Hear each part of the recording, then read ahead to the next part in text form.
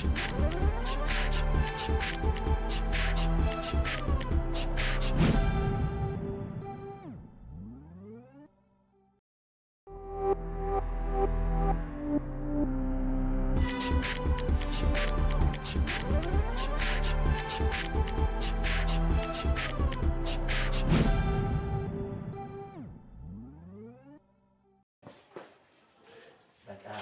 pagi Pak.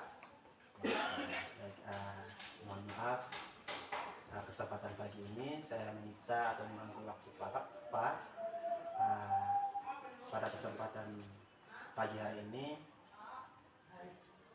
saya mewawancarai Bapak dalam hal ini terkait dengan tugas kami sebagai guru penggerak, calon guru penggerak angkatan yang ke-10, dan salah satu tugas dalam LMS pada modul 3.1 yakni mewawancarai pimpinan di sekolah.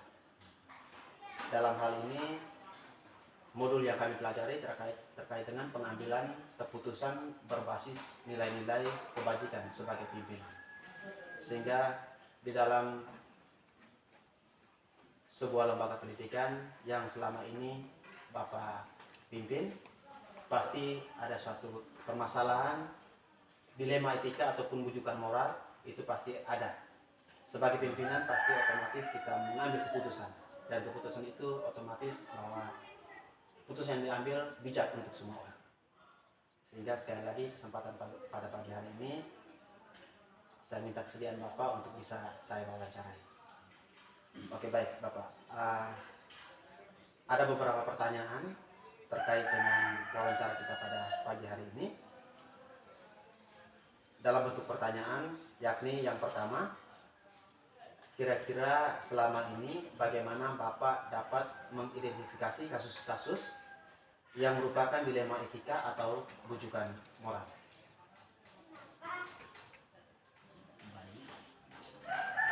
Untuk dilema etika dan bujukan moral selama kurang lebih masuk ke tahun yang ketiga selaku pimpinan di lembaga ini, terlalu banyak yang diidentifikasi untuk sebagai sebuah kasus yang harus diambil kebijakan. Lalu dari kebijakan itu diputuskan sehingga jadinya nilai kebajikan untuk kita semua. Cara untuk mengidentifikasi dilema etika dan bujukan moral itu ada beberapa cara. Ada dua pilihan yang sama-sama benar secara moral. Dua pilihan yang sama-sama benar secara moral. Kalau atau jika jawabannya ya, maka kemungkinan besar itu adalah dilema etika.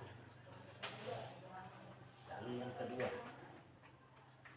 ada satu pilihan jelas-jelas lebih baik secara moral. Jika jawabannya ya, kemungkinan besar itu adalah bujukan moral. Kemudian cara yang berikut, identifikasi yang berikut, yaitu yang ketiga, keputusan yang ambil akan berdampak pada orang lain. Dalam mengambil keputusan dipertimbangkan, lalu dibuat pertanyaan perenungan atau refleksi. Jika jawabannya itu ya, kemungkinan besar itulah bujukan moral.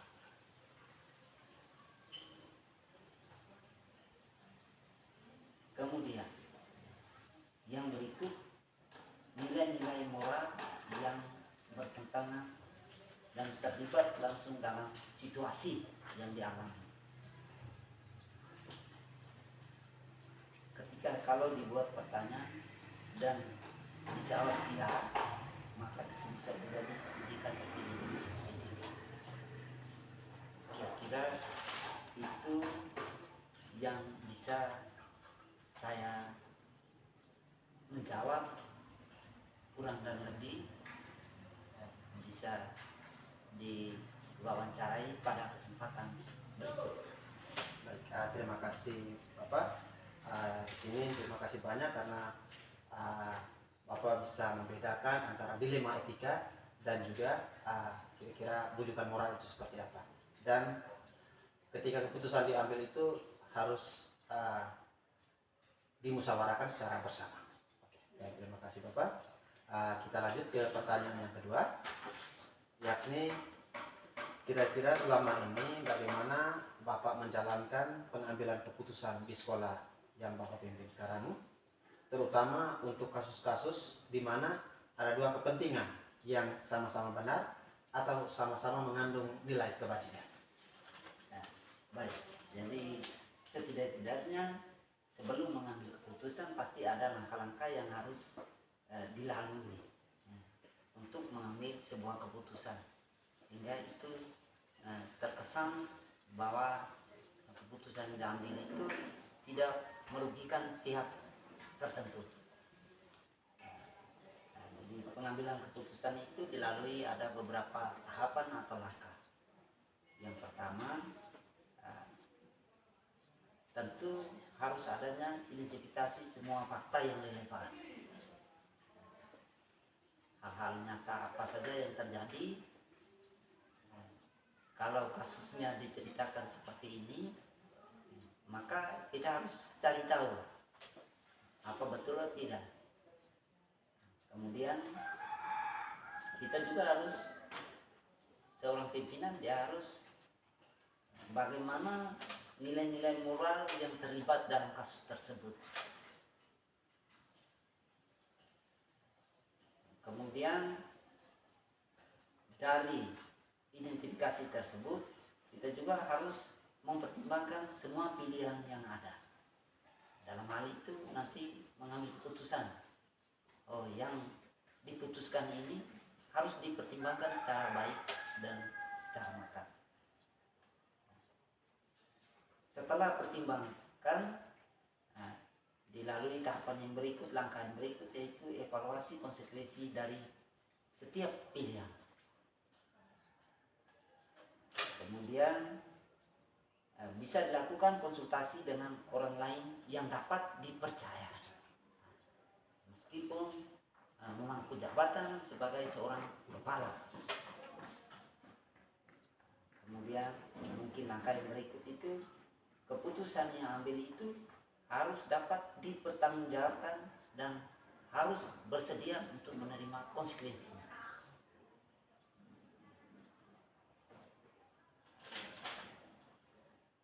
Lalu dalam menjalankan keputusan di sekolah, terutama kasus-kasus di mana ada dua kepentingan yang sama-sama benar atau mengandung nilai kebajikan itu pertama kita harus memahami situasi yang lebih mendalam.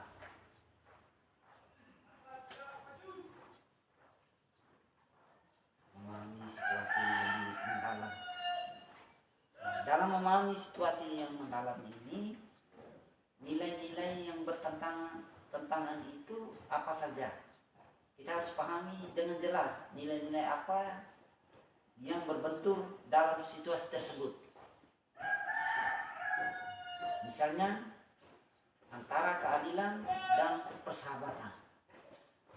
Kemudian antara kejujuran dan loyalitas. Setelah nilai-nilai bertentangan itu kita juga harus kumpulkan fakta. Hal-hal nyata apa saja yang sudah terjadi. Semakin banyak fakta yang kita kumpulkan, maka semakin baik keputusan yang kita ambil. Kemudian setelah itu kita juga harus selaku pimpinan harus menganalisis opsi dengan matang. Buat daftar opsi, tulislah kemungkinan tindakan yang diambil. Jadi beberapa alternatif atau opsi yang harus dibuat sehingga dalam mengambil keputusan itu seperti yang sudah dikatakan tadi tidak merugikan atau menjadi kepentingan seseorang. Setelah analisis masuk kepada opsi yang berikut, yaitu evaluasi dari setiap opsi yang ada, alternatif yang ada. Kita timbang apakah ini berat sebelah atau kemudian kita juga sebagai pimpinan harus melakukan konsultasi, bicarakan masalah ini dengan seperti tadi awal sudah disampaikan bahwa orang yang bisa dipercayai untuk membantu dalam pimpinan mengambil keputusan. Kemudian keputusan yang diambil itu harus berdasarkan prinsip. Pertama, prinsip yang relevan, yang sesuai dengan masalah atau persoalan yang dialami, dilema tadi. Misalnya dengan melihat prinsip keadilan, kemanusiaannya, integritasnya, itu harus dipertimbangkan semua. Keputusan berdasarkan prinsip tadi itu dalam hal ini harus adanya justifikasi keputusan. Harus ditimbang. Maksudnya bahwa harus dijelaskan alasan dibalik keputusan yang diambil tadi. Harus adanya justifikasi. Kemudian menjalankan keputusan dengan tegas. Tidak bisa kita putuskan lalu sebentar itu harus dianulir. Harus tegas dalam mengambil keputusan. Ya. Komunikasikan keputusan, sampaikan keputusan kepada semua pihak. Bahwa dilema etika yang sudah terjadi di lembaga ini, maka dalam mengambil keputusan itu harus disosialisasikan atau disampaikan kepada semua warga sekolah sehingga dapat dilaksanakan dengan penuh rasa tanggung jawab. Lalu sebagai seorang pimpinan bersedia siap selalu untuk menghadapi konsekuensi yang terjadi dengan dilema tadi. Siap menghadapi reaksi orang lain, baik itu positif atau negatif. Setelah itu baru kita pimpinan melaksanakan evaluasi terhadap keputusan tadi. Mungkin itu saja. Oke, baik, terima kasih Pak. Sehingga tadi bahwa disampaikan keputusan yang diambil itu harus sesuai dengan fakta yang ada dan juga keputusan yang diambil harus tegas. Oke, baik. Terima kasih Bapak atas jawabannya. Kita lanjut ke pertanyaan yang berikut. Kira-kira selama ini langkah-langkah atau prosedur seperti apa yang biasa Bapak lakukan selama ini dalam mengambil suatu keputusan? Ya, baik. Jadi langkah-langkah yang diambil selama ini selaku pimpinan di lembaga ini, biasanya saya lakukan itu pertama itu kita harus identifikasi dulu dan analisis, identifikasi, lalu masalahnya ini model analisis seperti apa, masalah seperti apa, definisi masalahnya, identifikasi pihak yang terlibat, lalu nilai-nilai yang bertentangan. Apakah masalah ini, nilai ini termuat atau bertentangan dengan ini atau bagaimana? Kemudian kita juga seorang pimpinan, khususnya saya yang memimpin lembaga ini, saya harus mengumpulkan informasi.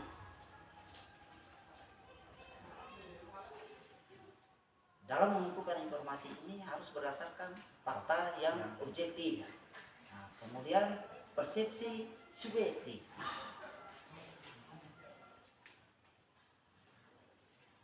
Lalu mungkin yang berikut generasi alternatif.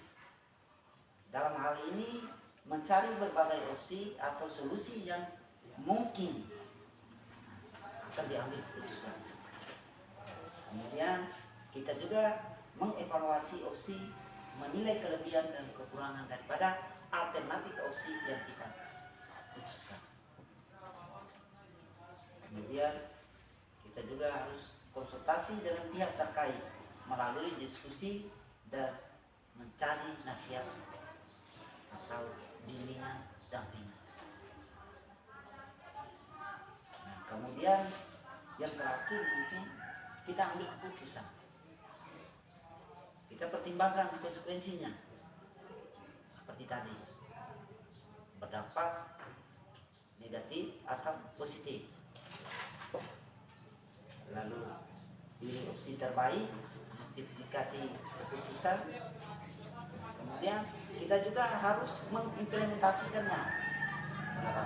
Ya, mengimplementasikan dalam arti bahwa seorang pimpinan dia harus membuat rencana tindak lanjut.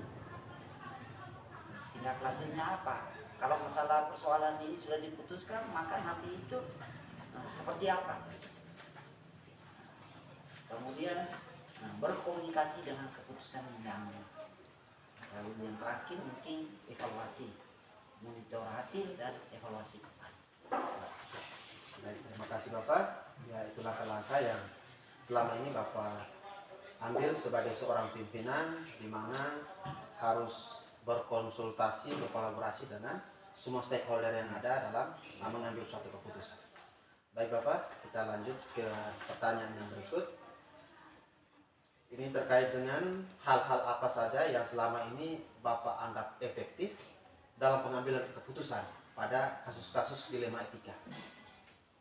Baik, kalau menyangkut keputusan yang ambil secara efektif di lembaga satuan pendidikan ini, saya rasa sudah banyak yang dilaksanakan, dijalankan. Nah, misalnya ada kasus siswa menyontek ketika ujian. Siswa menyontek ketika ujian.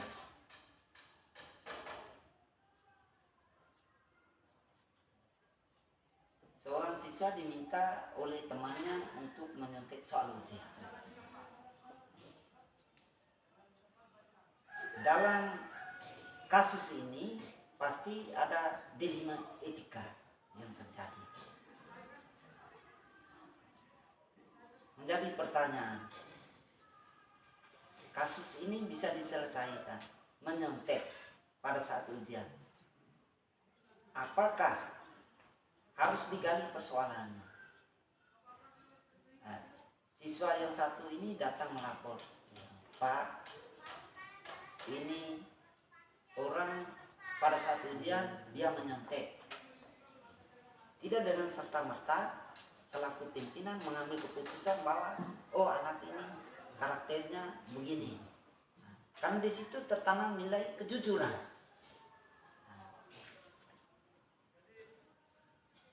Jadi langkah-langkah seperti tadi yang sudah disampaikan itu kembali ke itu. Kembali ke itu. Identifikasi semua itu dulu. Pokok persoalannya apa betul atau tidak fakta yang disampaikan itu. Kira-kira seperti itu. Oke, terima kasih. Sehingga sebelum kita mengambil suatu keputusan, pasti otomatis langkah-langkah atau prosedur itu juga harus kita lalui.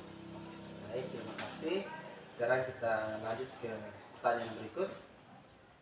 Kira-kira dari apa yang disampaikan tadi, hal-hal apa yang selama ini merupakan tantangan dalam pengambilan keputusan pada kasus-kasus dilema etika? Menjadi tantangan. Baik. Sebagai kepala satuan pendidikan, pasti semua tantangan hambatan yang dialami itu tidak jauh dari kita, selalu ada. Tapi sebagai pimpinan tetap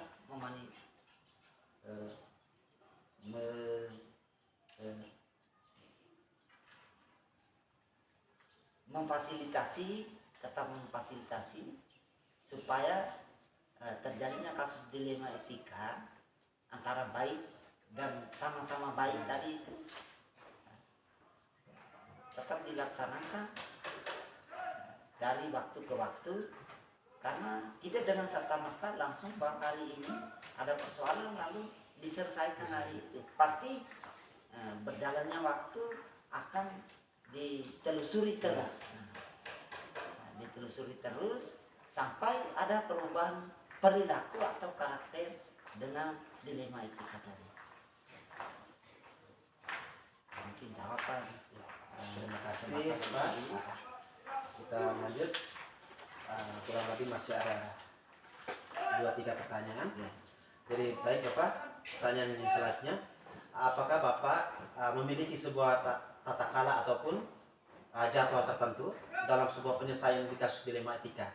Apakah langsung menyelesaikannya di tempat atau memiliki sebuah jadwal untuk menyelesaikannya? Bentuk atau prosedur seperti apa yang Bapak jalankan selama ini? Baik. Kasus dilema etika ini selaku pimpinan selama ini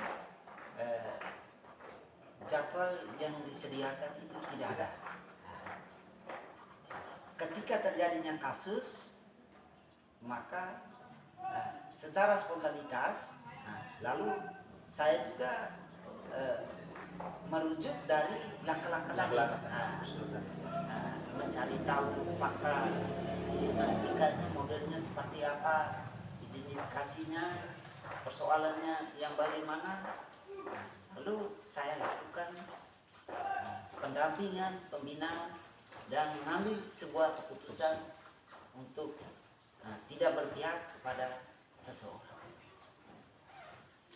Baik, terima kasih Pak. Sehingga terkait dengan jadwal memang tidak ada, tetapi ketika ada suatu kasus yang terjadi maka dilalui juga dengan langkah-langkah yang seperti dijelaskan di awal tadi. Oke, baik, terima kasih Bapak. Terus yang pertanyaan yang berikut, kira-kira adakah seseorang atau faktor-faktor yang selama ini mempermudah atau membantu Bapak dalam mengambil keputusan dalam kasus-kasus dilema etika? Ya. Kalau pertanyaan demikian, maka jawabannya bahwa ada. Karena tadi termuat di langkah-langkah tadi, bahwa selain sebagai kepalanya, saya juga harus berkomunikasi, berkonsultasi dengan rekan-rekan sejawat yang mungkin mempunyai pikiran membantu pimpinan untuk menyelesaikan kasus dilema etika tersebut. Sudah banyak. Terima kasih Bapak. Sehingga otomatis walaupun keputusan itu berada pada di tangan sebagai pimpinan sekolah, tetapi wajib berkolaborasi dengan rekan-rekan sejawat untuk bisa memberi masukan terkait dengan suatu penyelesaian dalam kasus dilema. Bisa diambilnya sebuah keputusan. Ya. Oke. Baik, terima kasih Bapak. Ini mungkin pertanyaan yang terakhir dari hasil wawancara kita pada kesempatan pagi ini. Dari semua hal yang Bapak sampaikan tadi, pembelajaran apa yang bisa Bapak petik dalam pengalaman Bapak ketika mengambil sebuah keputusan dilema etika? Ya. Baik. Kalau terkait dengan pengalaman itu, ya sebagai seorang manusia tentu sekali pengalaman itu adalah guru terbaik bagi kita semua, bukan hanya saya selaku pimpinan. Ya. Jadi kalau sudah terjadinya kasus dilema etika, maka kita selesaikan dengan keputusan yang bijaksana, dengan mempertimbangkan segala sesuatu yang sudah kita uraikan tadi dari awal tadi. Jadi kasus-kasus yang terjadi, kasus-kasus dilema atau bujukan moral yang terjadi selama ini, ya dianggap itu sebuah pelajaran untuk kita saling belajar, saling berkontribusi untuk menyampaikan pikiran pendapat untuk dapat bisa menyelesaikan kasus-kasus yang terjadi di satuan pendidikan ini. Bukan tanggung jawabnya seorang pimpinan saja. Baik, terima kasih Bapak atas jawabannya. Kurang lebih ada 6 atau 7 pertanyaan yang saya tanyakan kepada Bapak sebagai pimpinan di lembaga ini. Dan pada akhir ini sekali lagi Bapak terima kasih banyak atas kesempatan sudah menerima sudah bersedia untuk saya wawancara. Dalam hal ini saya sebagai calon guru penggerak angkatan 10 bisa mewawancarai Bapak sebagai pimpinan di lembaga pendidikan ini. Sekali lagi saya ucapkan terima kasih. Baik, terima kasih kembali dan permohonan maaf jika dalam wawancara kita ini mungkin ada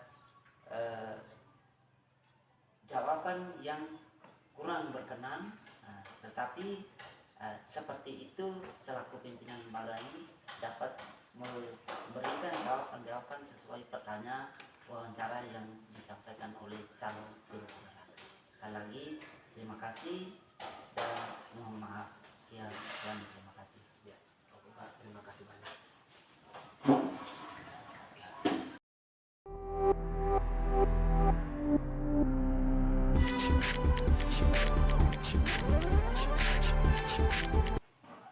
Baik, selamat pagi Ibu. Selamat pagi Pak. Ya, apa kabar pagi ini? Baik. Oke, syukur. Mohon maaf mengganggu waktunya Ibu pagi ini. Sekali lagi pada kesempatan ini saya akan melakukan wawancara terhadap Ibu sebagai pimpinan di PAUD Kota Lakukan. Sehingga proses wawancara ini merupakan suatu tugas yang harus kami laksanakan, harus kami lakukan terkait dengan pendidikan guru penggerak. Jadi pada modul 3.1 ini kami mempelajari terkait dengan pengambilan keputusan berbasis nilai-nilai kebajikan sebagai pimpinan.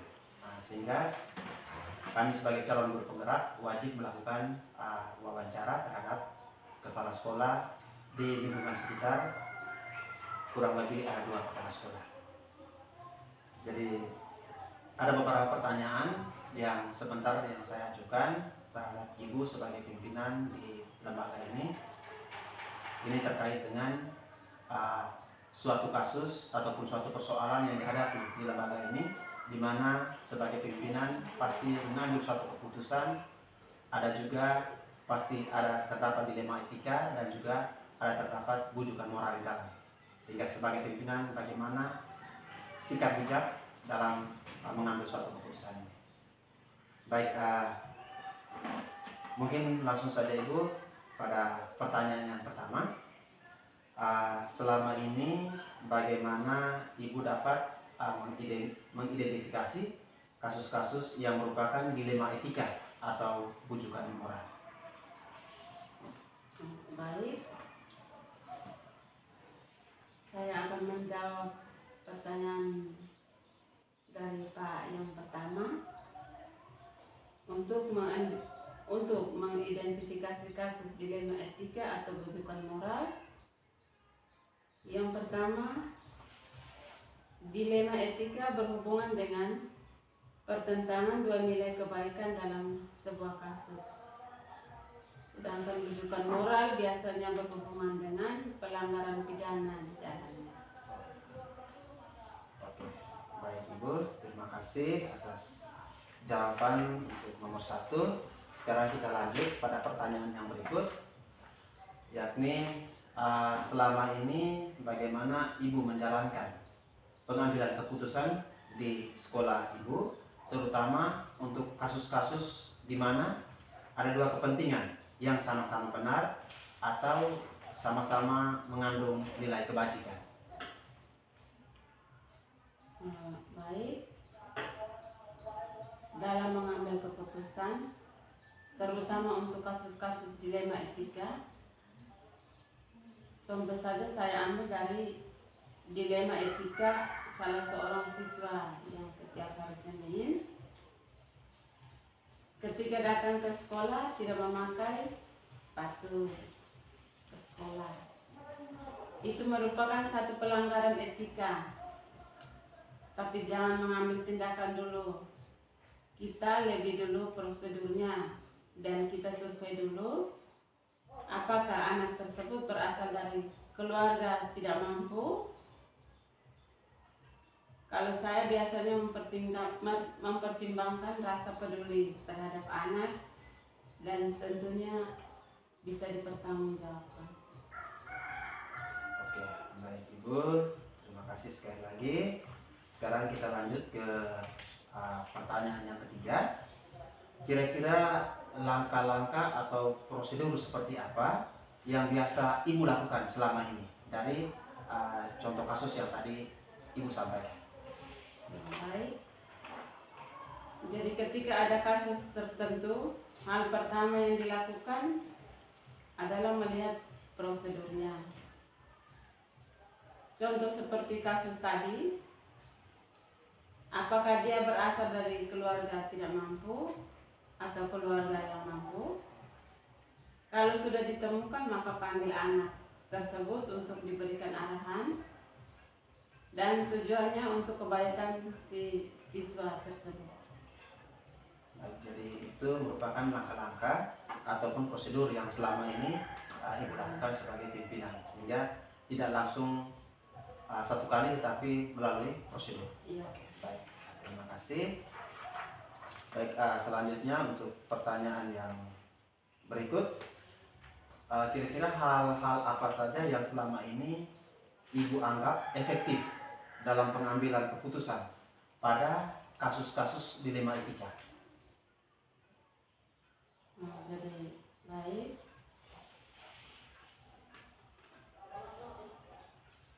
Dengan memahami masalahnya dulu dan memutuskan masalah tersebut berdasarkan masukan dari dewan guru yang baik untuk sekolah, dan tentunya kepala sekolah yang paling bertanggung jawab untuk segala kasus yang terjadi di sekolah. Jadi bukan hanya sebagai pimpinan yang mengambil keputusan, tetapi harus berkolaborasi dengan teman-teman guru Iya. yang ada pada lembaga pendidikan ini. Iya. Oke. Baik, terima kasih. Terus pertanyaan selanjutnya,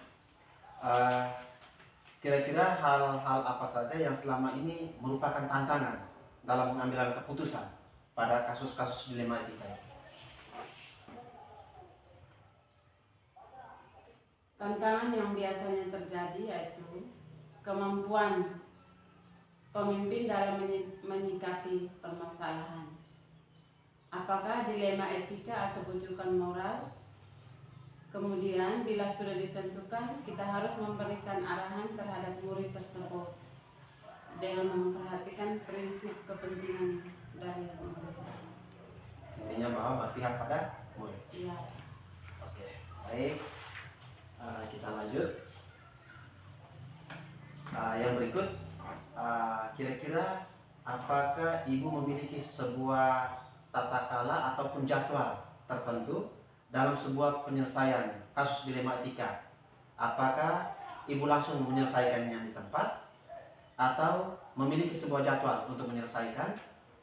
Bentuk atau prosedur seperti apa yang Ibu jalankan selama ini ketika menghadapi sebuah dilema etika? Jadi untuk menyelesaikan sebuah kasus biasanya sesegera mungkin diselesaikan, Pak.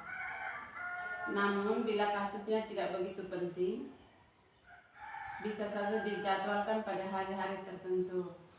Misalnya pada kasus anak tadi biasanya setiap hari Senin ada pembinaan kepada semua siswa yang ada di lembaga.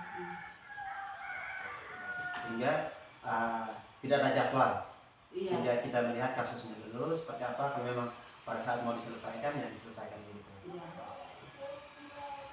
Tapi kalau seandainya kasus itu agak ya lumayan besar lah, itu pasti perlu dihadirkan juga dengan semua stakeholder yang ada, seperti kepala desa, komite, mungkin seperti itu ya Bu. Iya, lain. Oke, baik. Sekarang kita lanjut ke pertanyaan yang berikut. Kira-kira adakah seseorang atau faktor-faktor yang selama ini mempermudah atau membantu Ibu dalam pengambilan keputusan dalam kasus-kasus dilema etika yang Ibu hadapi?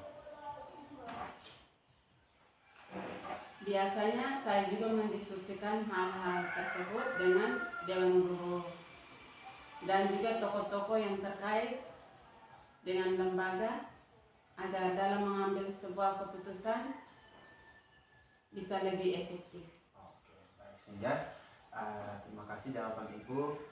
ketika sesuatu permasalahan yang dihadapi itu seperti yang sudah disampaikan tadi bahwa Dewan Guru dilibatkan dan juga pemangku kepentingan terkait dengan bidang pendidikan pasti dihadirkan dalam suatu pengambilan keputusan ini. Sehingga mau dikatakan bahwa itu musyawarah bersama dan disepakati bersama. Iya. Baik Ibu, terima kasih. Dan ini pertanyaan yang terakhir. Kira-kira dari semua hal yang telah disampaikan tadi, ini terkait dengan pembelajaran. Apa yang Ibu bisa petik dari pengalaman Ibu mengambil sebuah keputusan dilematika? Pembelajaran yang saya petik dari pengalaman dalam mengambil keputusan yaitu untuk memutuskan satu persoalan atau masalah perlu pertimbangan dari semua pihak, menelusuri informasinya dulu dan akar masalahnya sehingga menghasilkan suatu keputusan yang baik dan lebih efektif. Baik, terima kasih Ibu atas jawaban-jawaban dari kurang lebih 8 pertanyaan. Jadi sekali lagi saya mengucapkan terima kasih atas jawaban dari Ibu. Semoga apapun kasus atau permasalahan yang dihadapi di lembaga pendidikan ini, di mana sebagai pimpinan bisa mengambil suatu keputusan yang bijak bagi kepentingan pada dunia pendidikan. Sekali lagi terima kasih banyak Ibu atas waktunya pada kesempatan tadi. Baik Ibu, mungkin hanya itu saja. Sekali lagi terima kasih atas kesempatan yang berharga ini.